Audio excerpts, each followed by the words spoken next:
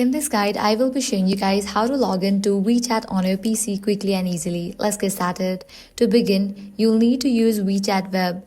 Open any browser on your computer and type WeChat Web into the search bar. From the search results, click on the first link. This will take you to web.wechat.com or wechat.com. Once the page loads, you'll see a QR code appear on your screen. Now take your mobile device. This can be Android or iPhone.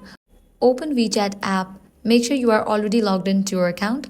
Now click on the plus icon at the top right corner of your screen and select Scan QR Code. Point your phone's camera at the QR code displayed on your PC screen. If you can't find the Scan QR Code option, don't worry.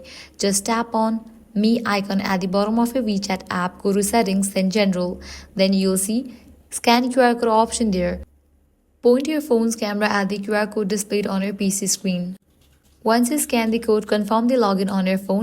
And just like that, you'll be logged into WeChat on your PC. From here, you can start chatting, sending files, and managing your messages directly from your computer. And that's it. That's how you can log into WeChat on your PC. If this guide was helpful, do not forget to like, share, and subscribe. Thanks for watching.